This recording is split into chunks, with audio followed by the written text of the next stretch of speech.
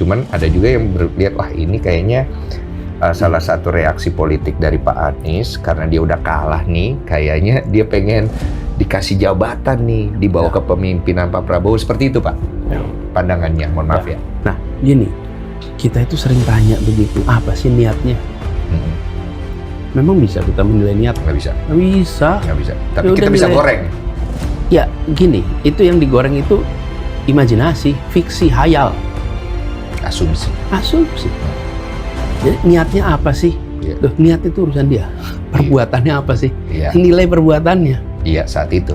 Kalau saya bilang nih, niat saya adalah A, memang benar. Dari mana yang tahu? Kan jawaban saya bilang A. Perbuatannya nanti yang Perbuatannya, perbuatannya apa? Di situ kita menilai. Prabowo Subianto memalu erat serai menggoyangkan tubuh Anies Baswedan setelah selesai pidato dalam acara penetapan presiden terpilih di gedung KPU. Momen itu terjadi tepat setelah Prabowo turun dari podium. Usai turun dari podium, ia bersama dengan Gibran langsung menghampiri Anies dan Muhaimin Iskandar. Mereka menyalami paslon nomor urut 1 itu. Setelahnya, barulah Prabowo menggenggam tangan Anies dan kemudian merangkulnya. Mereka terlihat berbincang kecil. Setelah itu Prabowo dan Gibran berjalan ke arah meja komisioner KPU. Mereka berdua menyalami para komisioner satu persatu. Jadi saya sering bilang yang tahu niat kita itu hanya diri kita dan Tuhan. Yang lainnya nggak tahu. Ya. Jadi nilai orang dari mana? Dari perbuatan. Perbuatannya.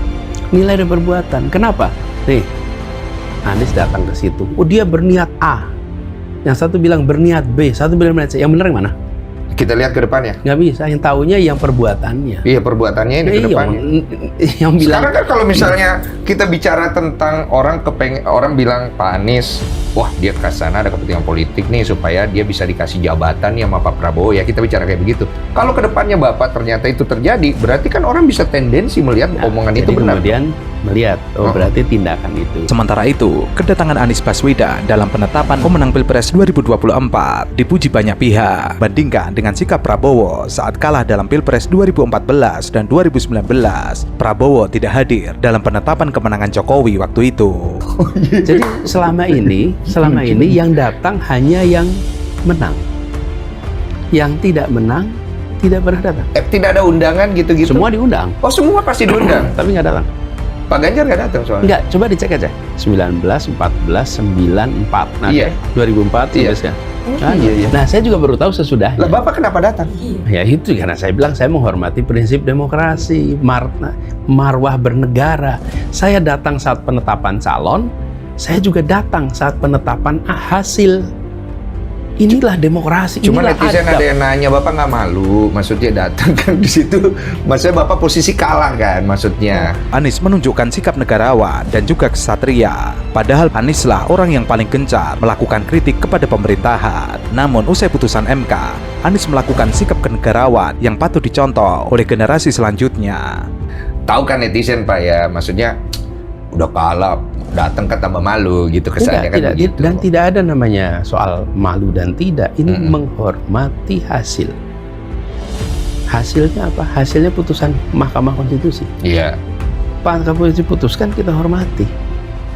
fair. Nah, inilah yang kita sebut sebagai namanya bernegara nih begini. Berdemokrasi nih begini nih. Kalau Iya. tidak, kalau marah, kalau sekedar marah-marah aja nggak usah ikut demokrasi. Ya. Hadir adalah menghormati keputusan Mahkamah Konstitusi. Penyimpangan tetap penyimpangan, dan penyimpangan harus dikoreksi, dan itu tidak boleh dilupakan. Oke. Soal perjalanan Anies dalam Pilpres 2024, ia adalah orang yang sejak awal memilih untuk berada di jalur perubahan. Artinya, ia adalah orang yang berseberangan dengan Presiden Jokowi. Padahal Presiden Jokowi waktu itu memiliki tingkat kepuasan 80%. Artinya, Anies hanya memiliki 20% pendukung. Anda boleh memaafkan, tapi jangan melupakan. Saya sebagai atlet juga begitu. Kalah oke, tapi kita harus menghormati. Masa gue kalah, benderanya negara orang lain sedang dinaikkan, terus gue bersikap tidak sportif, itu tidak bagus. Tapi makasih loh Pak, itu satu edukasi politik yang bagus dan bernegara yang bagus juga, serta menunjukin sebagai seorang pejabat publik, ini yang lu harus lakukan gitu. Bernegara, apapun perasaan kita, apakah bahagia, dongkol, suka, duka, marah, happy, itu soal perasaan. Ya. Bernegara bukan pakai perasaan. Ya. Bernegara itu bawa adab, bawa marwah, bawa nilai, itu bernegara.